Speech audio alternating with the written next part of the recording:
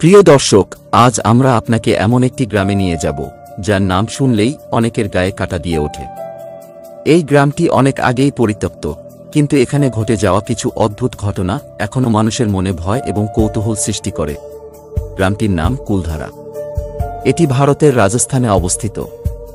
প্রায় ২০০ বছর আগে এই গ্রামে বাস করত পালি সম্প্রদায়ের প্রায় ১৫০০ মানুষ। কিন্তু এক রাতে পুরো গ্রামটি একেবারে জনশূন্য হয়ে যায়। কেউ জানে না কি হয়েছিল সেই রাতে।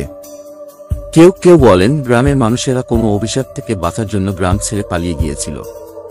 আবার অনেকেই মনে করেন গ্রামের ওপর ছিল এক ক্ষমতাশালী জমিদারের চোখ, যার অত্যাচার সহ্য করতে না পেরে সবাই গ্রাম ছেড়ে পালায়। কিন্তু সবচেয়ে ভয়ঙ্কর ঘটনা হলো, যারা এই গ্রামে রাত কাটাতে চেয়েছে তারা প্রত্যেকেই অদ্ভুত অভিজ্ঞতার মুখোমুখি হয়েছে। কেউ বলেছেন রাতে অদৃশ্য কারো পায়ের শব্দ শুনেছেন। কেউ দাবি করেছেন অজানা কণ্ঠস্বর তাদের ডাক দিয়েছে। আজও এই গ্রামে কেউ রাত কাটানোর সাহস করে না।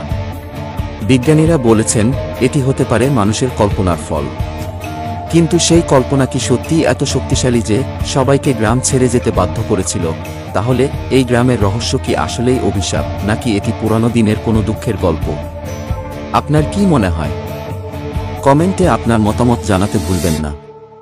আর এমন আরও অদ্ভুত ও রহস্যময় কাহিনী জানতে আমাদের চ্যানেলটি সাবস্ক্রাইব করে আমাদের সঙ্গে থাকুন।